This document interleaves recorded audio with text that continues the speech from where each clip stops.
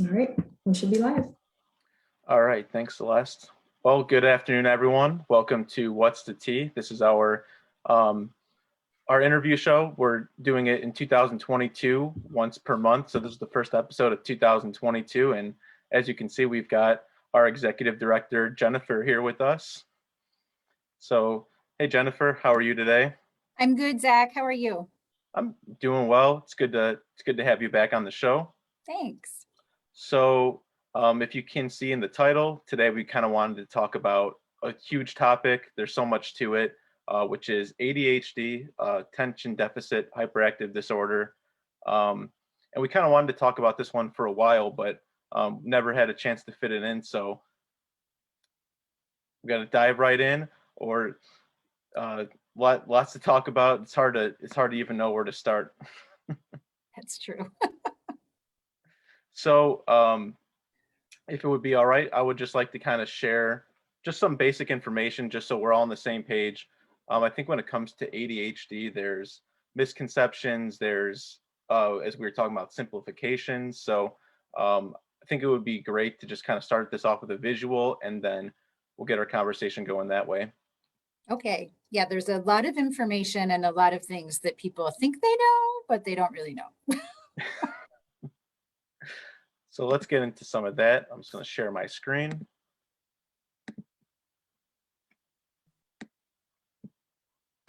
All right.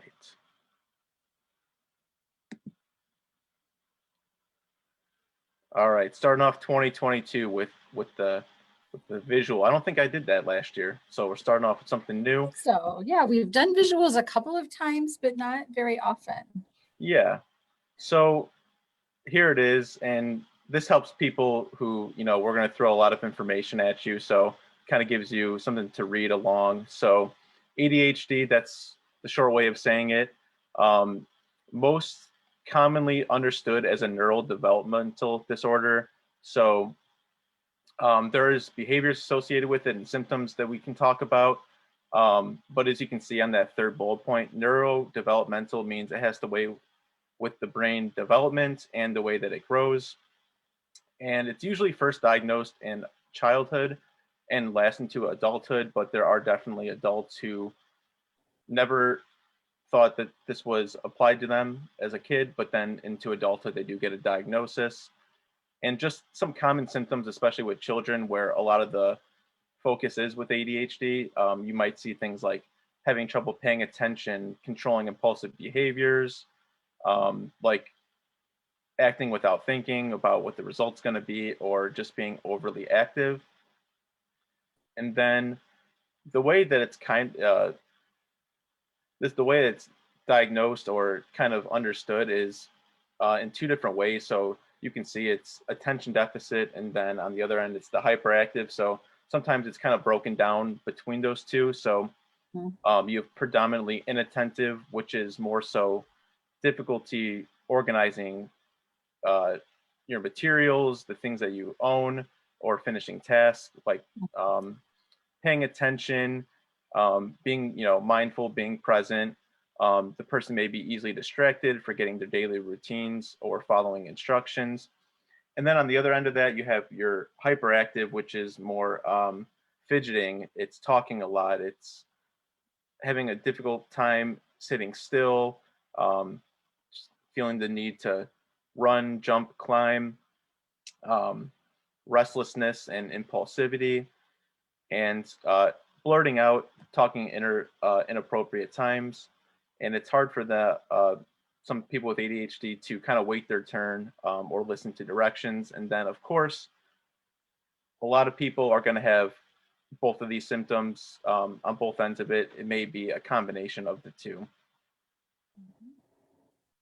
And I'm gonna go. I've just got a couple more things. Jennifer, feel free if something jumps out to you.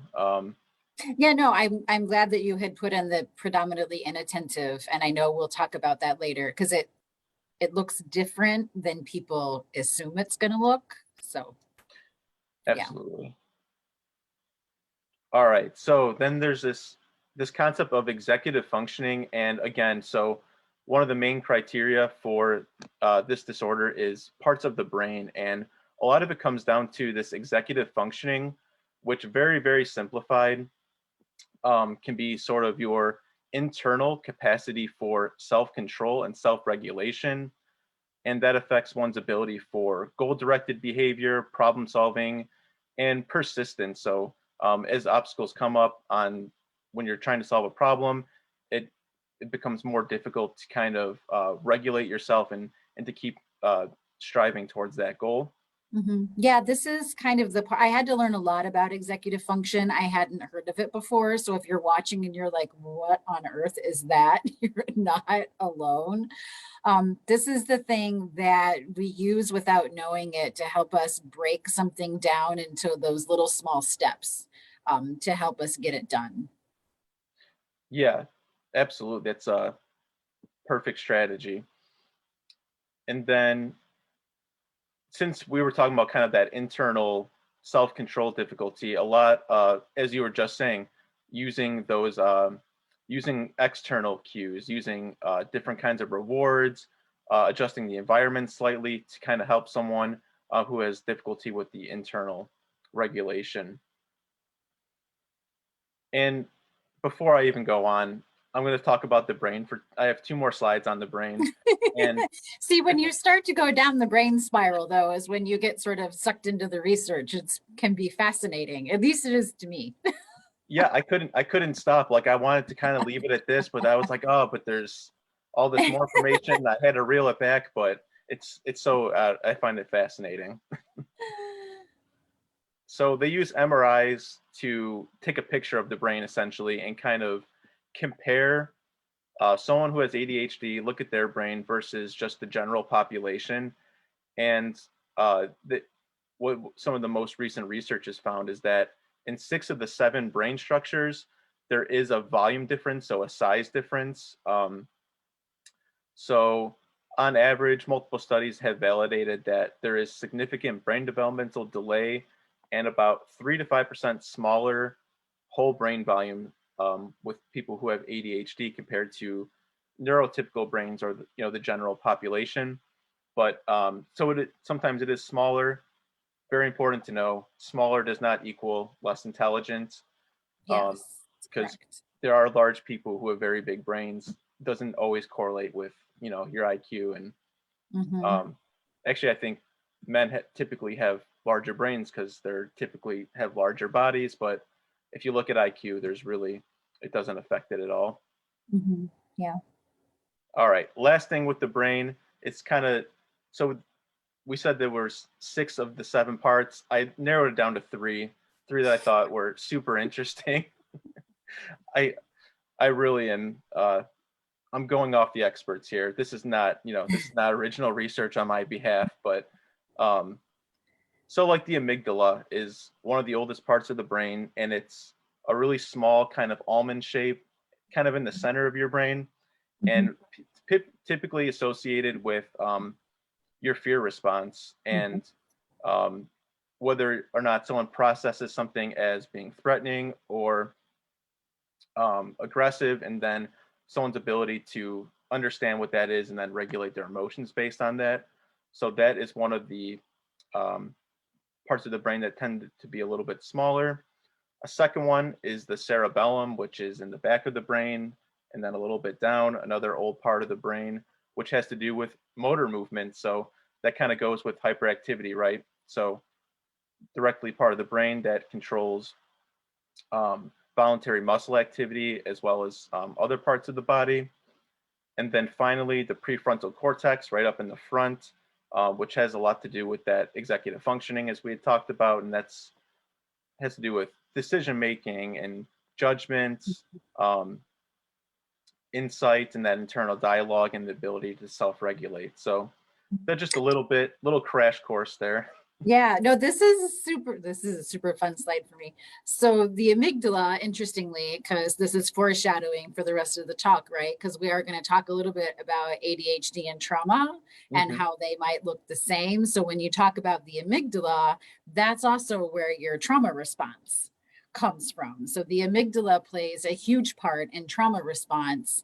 And that's where your, I call it your alarm when we talk about trauma. That's where the alarm goes off. And when you have people that have chronic experience of trauma, essentially their alarm gets broken. So they're going to react with that heightened response anytime something happens, because if your alarm is broken, right, you lose the ability to be able to tell if something is really life threatening or not. So you just respond as if everything is.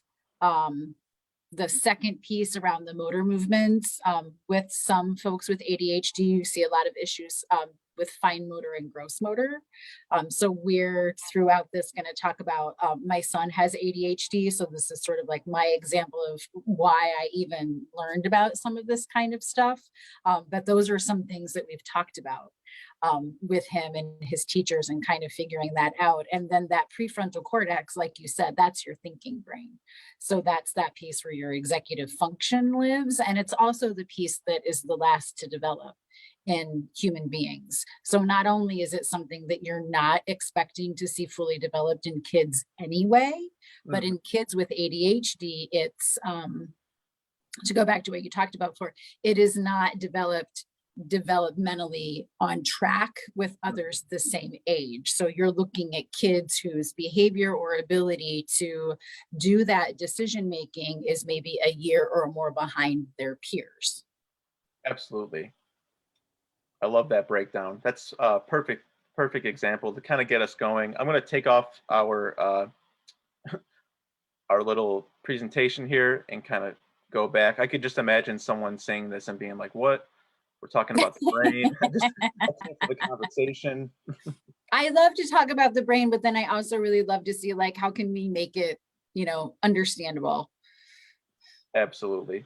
So, yeah, that was perfectly said. So, children, of course, their brains are developing, into their mid to late 20s typically, and then kids with ADHD, they're behind that developmental track. So, kids generally, they are more fidgety than adults. They are a little bit more impulsive than adults. So, when you add this in, you just see it exaggerated quite a bit. Yeah, I think it's important to realize that it's in relation to their peer group.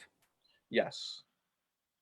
So you kind of introed it. Could you tell us a little bit about your experience with your son and ADHD? Kind of maybe like starting with the beginning. Like, what were some of the things that you noticed that would kind of caught your eye? So, yeah, well, I have to kind of think about it a little bit. For a long time when he was, I think even in preschool, I used to ask some of his preschool teachers if he was like a little bit more, a little bit more active, a little bit much more than some of the other boys. And they were like, no, he's totally fine. And I'm like, really? Because I see it with some of the other boys. And I feel like he's just like a little bit more intense. And they were like, no, he's fine. So kind of the turning point for us was when he started off kindergarten in a private school, and he was in a Montessori school. And one of the things that happens in Montessori schools is that there's a lot of self-directed learning. The rooms are set up in different areas for different kinds of learning, and the kids are able to go and sort of select the things. And he had a hard time doing that, so his teacher had to kind of be with him a lot. He had a hard time just kind of going off on his own without being next to the teacher. He really wanted to use the materials in the way that he wanted to use them.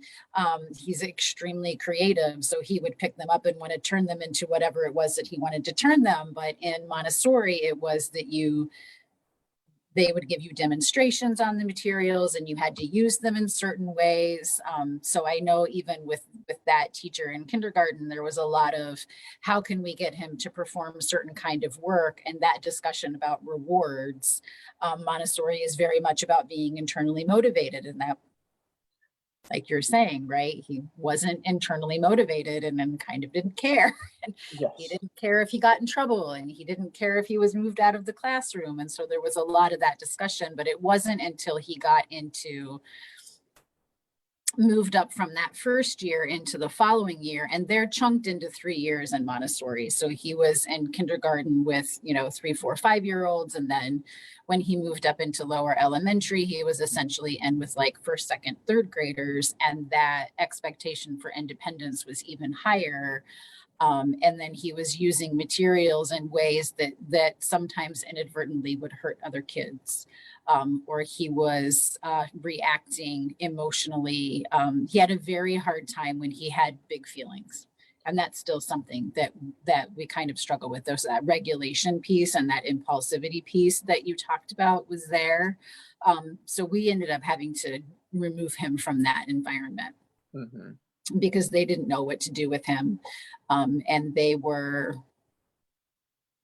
the communication that we got was that there was something wrong with him, or that there was something wrong with our parenting, that we weren't doing something right, that he wasn't motivated the way that he should be motivated, and that he should be getting, disciplined immediately and not be given any chances, and just things that just didn't make any sense to us. So then we moved him into public schooling. So here's a big thing about private and public schooling that I don't know if people know. In private school, they're by and large not required to provide any additional support to students that might need it. Whereas in public schools, there are laws that are in place that require the school to provide support to kids. Um, so that's where you get IEPs from, and 504s and things like that that might come up later in this discussion. So when he was moved into that, he was one day he was at Montessori, and pretty much the next day he was gone. And he was 6 years old at the time. So we'll talk about the emotional pieces, I think, of ADHD as well. But it wasn't until he got into public school, and he was there for a little bit, that I connected with his teacher, and we talked a lot about some of the behaviors that they were seeing at school, his ability, what he didn't learn while he was in Montessori, what seemed really problematic to them. And then we had to ask for an assessment from the school. So the school psychologist assessed him, and he came out of the assessment extremely intelligent. So like you said, right, smaller brains don't necessarily mean smaller intelligence.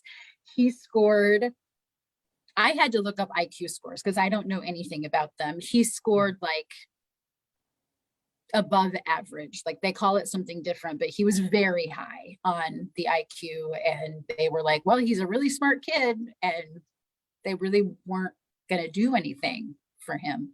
And I was hesitant at the time to do anything around diagnosis because I know how the world treats folks that have any kind of mental health diagnosis. And I was just worried about that. But the teacher, we communicated in such a way that it became clear to me that the school wasn't going to do anything to help him if he didn't have a diagnosis. Hmm. So we took him to his pediatrician, and he was diagnosed with ADHD when we did that. So there's a lot there. I think one thing that's No kidding, Zach.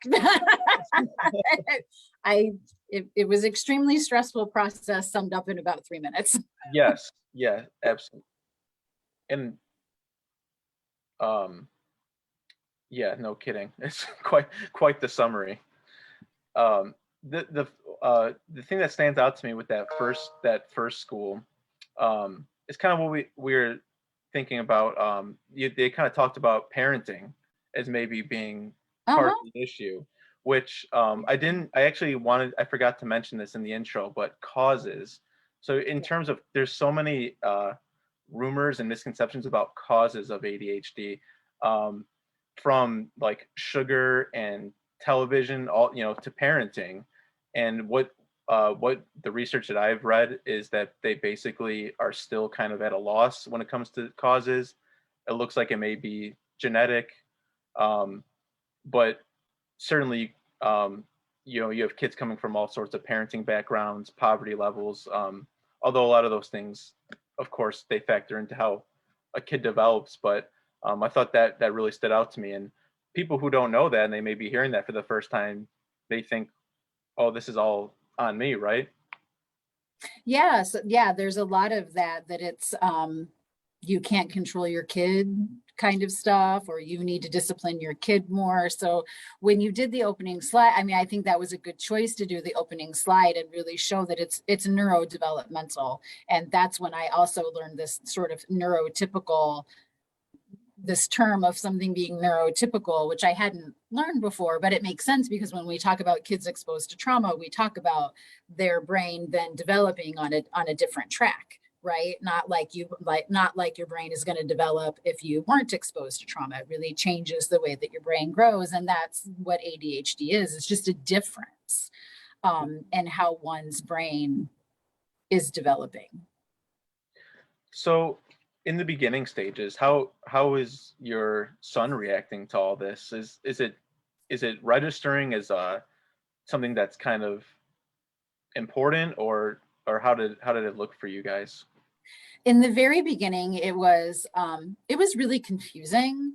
Um, but quite frankly was kind of crazy making, to have someone sitting in front of you telling you all of these things about your kid and painting them as like they're this horrible bad child when he'd been in care with other people. I mean, I've always worked, so he was at his daycare center from the time he was 3 months old until he was 5, and those people never lifted anything like this up to us before. So I really at one point did feel like I was losing my mind because I didn't understand what they were saying. I didn't understand why they were talking about him the way that they were talking about him. We had to make a decision very quickly. And for young children, that's extremely difficult because he couldn't fully understand why he was at one school one day and at a completely new school with completely different people the next. Um, and at the time, I don't think that he remembers it this way anymore, but at the time, he thought he had to leave that school because everyone hated him. Oh no. And he was 6.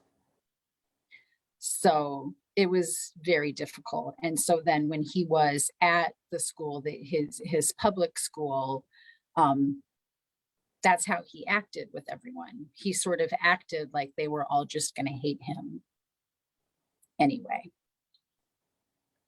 And Ugh. so he had a very difficult time behaviorally and developmentally making friends and blending into that school environment because he was just on guard. So one of the things that I ended up having to do, it's a blessing that I know what I do know about trauma because I at least was able to talk to the school about that and be like, this is what's going on. This is what he's been through. He's acting like a 6-year-old he's just been ripped from the world that he knew and he has no idea why.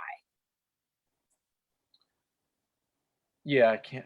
That's so difficult. I mean, for a 6-year old, and then I mean, obviously for you and your husband and everyone in your family. So how how could or how did the new schools kind of start to support your son and kind of bridge this? Because I would imagine it would have been much less emotionally difficult for everyone had there been some kind of closure at the first school, and Yeah, speaking to him we did direct. as much closure as we could at the first school. So my husband and I knew that he was leaving that school, maybe like a day or two early, and we told the school how it was going to happen. And we arranged for there to be an ice cream party, so that I was like, he needs to have some kind of like something needs to happen, so we were able to at least put a little bit of that in where we were able to bring in some ice cream and at least have him have a goodbye. So we did. And I just told them that that's what they were going to do. um so we did do that, and then prepped him a little bit for the new school. But really what it was, was the teacher that he had that year. So I think people have heard of stories about the angel teacher or the, the teacher that saves your life or whatever. And I read them and I always thought they were nice, but he literally just had the absolute perfect best teacher that he needed to have, who um she kind of connected with him almost right away. She saw what he needed and what he didn't have. She believed in him. She seemed to know at her heart that he wasn't a bad kid, and even some of the things that he was doing wasn't because he was bad or he wanted to be hurting people, because he had a lot of the issues with the impulsivity. She really could see that he was good at heart and he just needed a lot more support. And so she and I talked a lot. A lot. We kept in frequent contact. The school initially put in place, it was a different administration that was at his school now, but they initially put in place,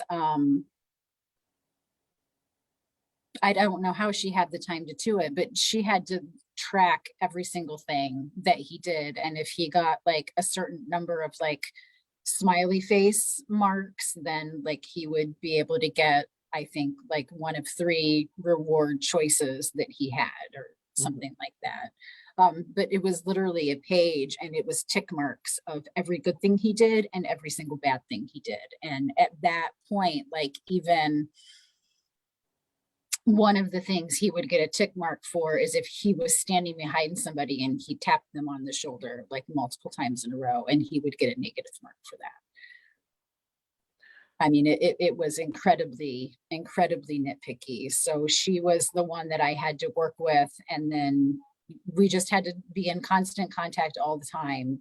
And up until we started to have the meetings as to whether or not he needed to be in special education with an IEP or not. And that was a whole other ball of wax right there. But it was really the relationship with that teacher and the way that she connected with him and her willingness to help myself and my husband advocate for what it was that he needed in the classroom. Well, that is really great to hear that there was the support, and there was kind of that, he was able to turn the corner. So some of the things that I'm hearing is really that persistent feedback and Mhm. clarity, right? So if it Yeah. was just poking on the shoulder, it's not, go sit by yourself. It's you just get your check mark and you know exactly what you did wrong, and you just leave it at that so you can improve on the next time. And then versus all the positive rewards as well for everything that he did well.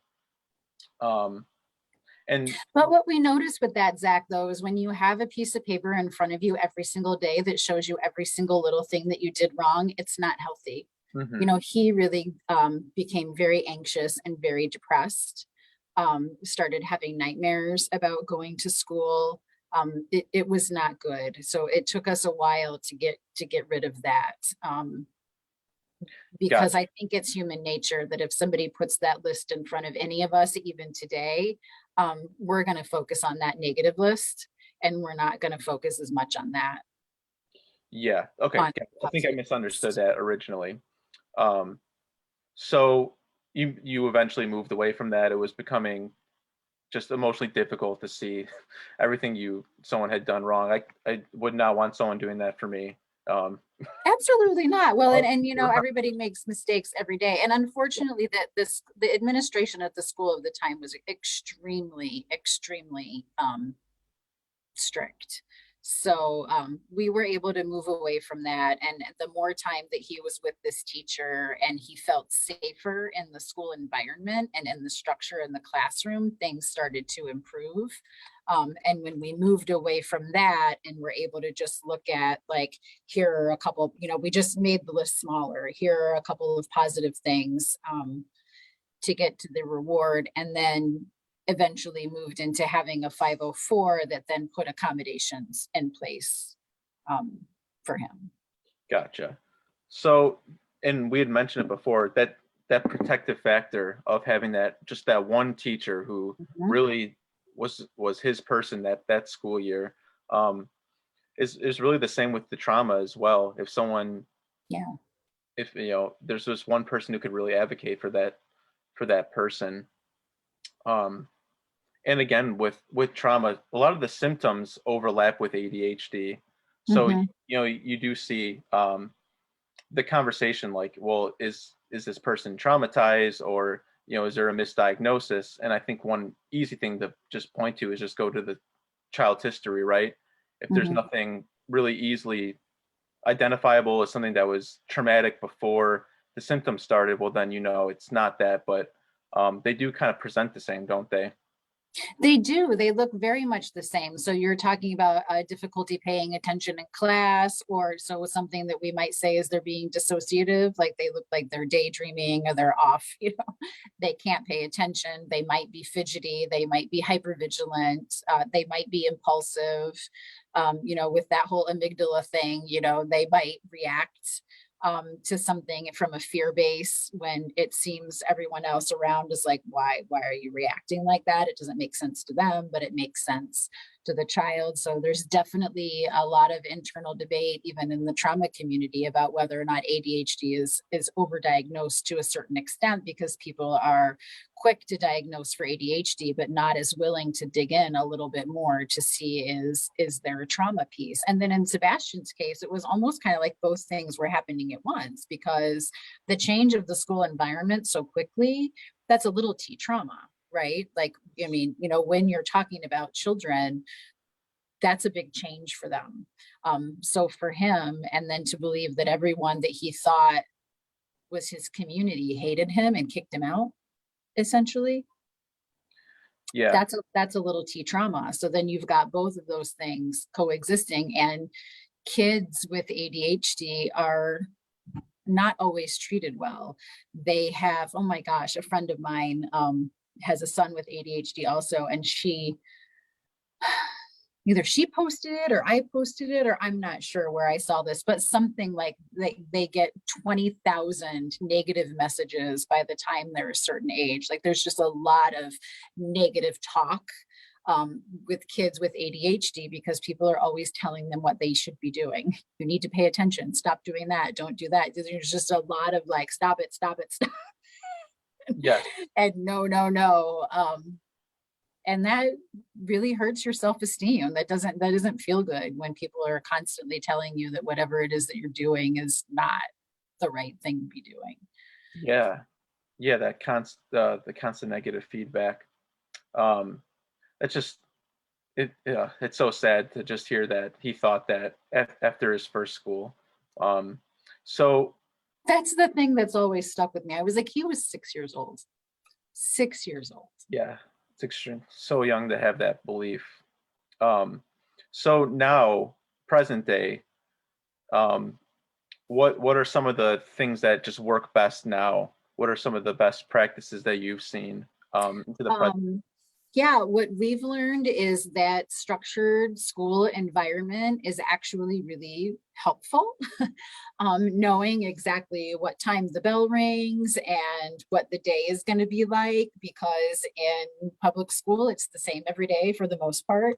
You start with your morning work, and then you move into your specials, and then you have math, and then you have English, and then you have, the structure, and knowing what's going to happen next and what's expected of you next, like that structure is extremely important, and that has been very helpful. To up until third grade, like he wasn't even on any medication, because the structure of the classroom was so helpful to him. I think one of the accommodations that we had is that he could even have the schedule on his desk, so it could just be right in front of his face, whenever he needed to look at it and be reminded about what was going to happen next. It was definitely, and still is, disruptive to him when he knows they're going to have a fire alarm or something, because it changes everything, right? It changes and disrupts what's supposed to happen. So that structure has been very important. Being able to connect with the adult that is his teacher has been pretty important to him. So there was one year we made a change in teacher, because that teacher just was not able to support him the way that he needed to be. So we find that when he has some sort of connection and kind of like a mutual respect, Hmm. like when he feels like that adult also respects him, he's much more likely to kind of um, want to do what that adult wants him to do. You know, he doesn't want to disappoint um, that person as much. The external rewards are still more of what works for him rather than internal motivation. Hmm. Well, I'm so glad you found some things that are working and you can keep on repeating. It just, the whole conversation kind of made me think about, my misconceptions too, like just growing up, and so much of the difficulties was just misunderstanding. And as you had said before when we chatted, that emotional difficulty of just being it's like the stigma comes from like a label, and someone could be diagnosed as like a bad kid, or it's just their fault. They're not regulating themselves, and you keep getting those that negative feedback. And I think just growing up, it's just something that was far less talked about, at least for me. When I see another kid and they're kind of doing what they do, as another child, you don't necessarily understand everything that's going on with them. And then that goes into adulthood for a lot of kids who saw that too. Yeah. Well, and for him, it's, I do a lot of listening and then trying to communicate back to his teachers. It's interesting that some of his teachers have kids with the similar diagnosis, but I still don't think they react in the classroom how I would quite expect them to. Like he has some accommodations and they still don't always use the accommodations. And I have to remind them about the accommodations. But so when I talk to him about what his experience is like, I'm amazed that he can do as well in school as he does, because it's kind of like he can't filter out, or it's not as easy to filter out all the rest of the noise. Hmm. It's like he can hear everything that's happening all the time at once, and it's not as easy for him. If we have a bunch of background noise going on, most people are able to just kind of tune it out a little bit and focus on what they're focusing on, and he just hears all of it all the time at once. So it's almost like I imagine somehow whatever's being taught at that time, when the kids are whispering over here and the clock is ticking over here and the kids are out in the hallway and they're running past and even just the visual noise, because classrooms are not calm places. Hmm. You know this. There's Definitely not nothing that. calm about a classroom. There's stuff all over the walls. There's kids everywhere. They're tapping their pencil and they're tapping their feet and they're doing whatever it is they're doing. And he's noticing all of it all the time. Yeah, there was that game we would try to play in school called the quiet game, and it's the first person that talks loses, and the game would last 4 or 5 seconds. So yeah, Yeah. So I'm imagining whatever's being taught is in competition with all of this other stuff. And he just has to work harder for it to get in and sink in and hold on to the information. absolutely. And one other thing that you mentioned maybe before we switch over to the comments is um, how intelligent so many kids with ADHD are. It's just something that I And didn't notice. super Uh, creative. Yeah, oh, absolutely.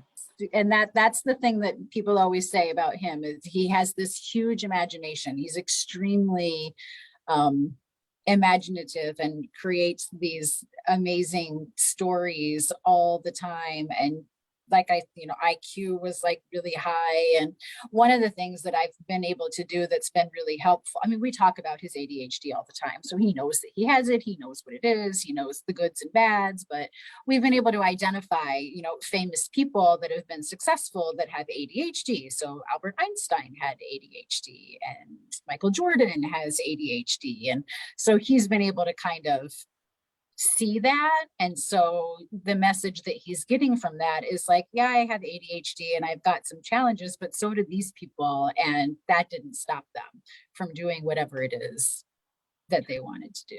Yeah, that's great. There's that kind of entrepreneurial spirit there too with Mhm. these kind of people. You know, they they're creative. They want to, they want to see what they can do and where their creativity can lead them. And it doesn't always, function perfectly when there's a bunch of kids in the classroom and, there's supposed to be a specific structure for that moment. Yeah, I mean, classrooms aren't really cut out for creative people. I mean, they're not. Our Yeah. school system is not cut out for creativity. I think in some spaces, people are trying to allow for that, but I mean, it's really, when I think of it as an adult, I'd sometimes feel a little bit amazed, like, oh, we're expecting these little people to sit still all day long behind it. And I don't want to do that as an adult anymore. I want to get up and out of my chair and I want to walk around and I want to close the computer and spend 10 minutes thinking about something different. And there's a lot of high expectations. So some kids can tolerate that, but there's quite a few kids, even not even necessarily kids with ADHD, that is just very difficult um, for them to tolerate. Yeah, sometimes I'll go in a classroom and I'll just be amazed at how quiet some of them are and orderly. But um, yeah, as we said, we see the chaos can only stay at bay for so long with the young kids. Yeah. So, was there anything you wanted to wrap up on this before we switch over to the Facebook questions? Oh my gosh. Let's see what questions we have. There's so many different things. Okay. Celeste, do we have any questions so far? So maybe you do want to just keep going a little bit and give them time to ask questions. There aren't any questions so far, guys. Sure. Yes, no questions so far. Okay. Yeah. Yeah. So I think we can kind of keep talking about kind of those misconceptions or what people think is happening. I think another thing that you mentioned is the diagnosis. For whatever reason, it tends to be more diagnosed in boys than girls. But I don't know that that means girls are less likely to have it necessarily. I've also read that it just presents differently in girls. So the inattentiveness isn't always necessarily paired with that hyperactivity. And it's really the behaviors that are noticed that lead, I think, to more diagnoses, because inattentiveness isn't necessarily an acting out kind of behavior, right? So I No, think absolutely. that stuff gets noticed less than kids that have the hyperactive part or the combined part, because it's that anything that's a disruption um, is what the adults are going to notice more. And I go back to school a lot because that's kind of what prompts the diagnoses for a lot of kids. It's Mhm. when they're in school. And so they're expected to do XYZ. And when they can't do it and it's disruptive, that's when they get referred for some kind of an assessment. Yeah, absolutely. And like per the diagnosis, there should be symptoms in more than one setting, which I don't know um, if you see that, if you see sort of the symptoms or the behaviors in like at home or when you go other places, or if it. Yeah, we see them kind of different, a little bit differently. It's not as exaggerated because he's an only child. So we don't necessarily see how he is with other kids. Mhm. But we definitely see that, he's 10 years old and I still have to remind him every single night to brush his teeth. And it seems like you should know that by now. And I don't know, maybe there's parents out there going, nope, every child in the world needs to always still be reminded, but there's still multiple reminders that need to happen. We definitely see some of the impulsivity, when he doesn't want to, we ask him to do something that he doesn't want to do, and sometimes reacting to it more strongly than seems to be necessary. You ask him to go do something and you go up there 5 minutes later and he's not doing anything near what you asked him to do. Like his head is like completely somewhere else. Yeah, and yeah, I think what you said was absolutely right. That the symptoms maybe seem more exaggerated, or they really stand out in a school setting when there's like more rigid. Yeah, there's more rigid expectations. So, I mean, I'll notice, like, even last night at dinner, I put dinner on the table and he'd take a couple bites and then he gets up and he runs around and he goes and does something over here. And I have to remind him to come and sit. And at home, it's just easier to deal with. So some of the things don't seem like disruptions or don't seem like they're so bad. But yeah, when you're in this, a much more rigid environment where there's higher expectations about how you're supposed to be and you just consistently can't meet those expectations, is when it seems to be. But you're right. So for his diagnosis, like, we had to fill out assessment paperwork and then ask the teacher to fill out assessment paperwork and send it in so that they could see both. Yeah, because I can see someone thinking it's all this, it's all the school, and this, as we just heard from your story, that what happens in the school and the adjustments that are made and the support there makes all the difference.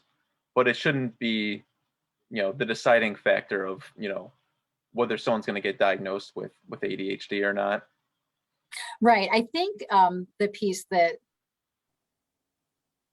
I guess I'm not the most enamored with, I don't love, was just the very clear understanding that if he didn't have a diagnosis, the school wasn't going to do anything to help him. So I find that to be somewhat worrisome. One, because I don't know, there could be lots of reasons you might not want your child to have a diagnosis. But then to like take them to get a diagnosis, I mean, I just feel like there's some privilege around that, because you have to like be in an environment where someone can tell you that or help you figure that out, or you have to have a home. It's easier when you have a home pediatrician, and not everybody has a health home, where someone's going to see their kid all of the time. And like Sebastian wasn't on medication. He only got on medication because of remote learning during the pandemic, because he could not he just could not handle it, which I'm sure was the issue for a lot of kids with ADHD that were remote, where it was just so much more difficult. Like, the structure that he needed to have wasn't there anymore. It wasn't the same kind of thing. There was so much that he was expected to just do on his own, that's when we finally decided to go ahead and get him some medication, because he was having meltdowns like every other day. He just couldn't handle it. It was so hard for him.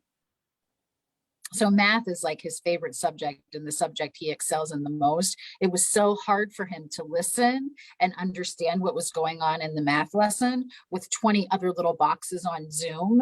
And if those kids got it faster, they would just talk. And he just couldn't get it. Like, he couldn't, hone in on what it was that he needed to learn, or they would then move on so fast and he was still trying. So that's one of the things in his accommodations with testing or with assignments, is to just have a little bit more time. Like, he might just need more time to go through it.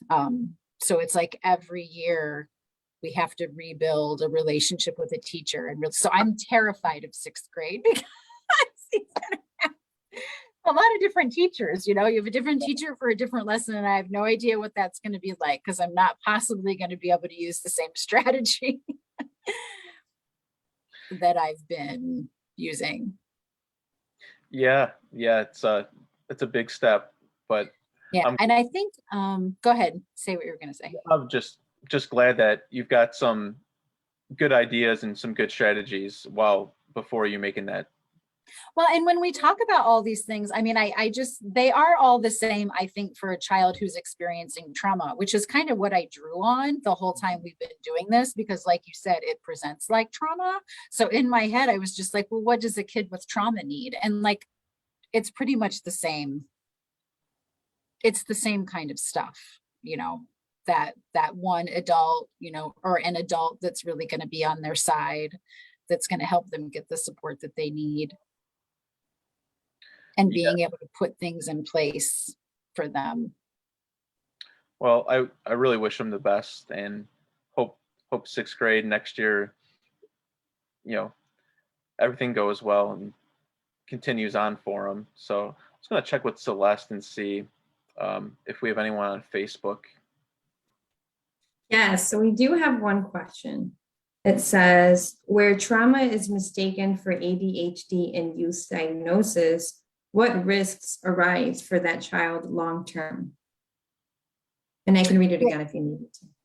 No, I think that I understood it around long-term risks if a child is diagnosed with ADHD, and what the reality is trauma is when there's a misdiagnosis of any kind, the long-term consequence is you're not getting the proper treatment for what it is that you need to resolve what's happening. So you're going to have a kid with ADHD that's they might get some accommodations in school that will be helpful. They're going to get put on medication. And I'm not saying that those things are necessarily going to be hurtful, but you're likely then not going to have them in some kind of therapy that's going to help them resolve the trauma. And then further down the line, that's just going to keep presenting in different kinds of ways.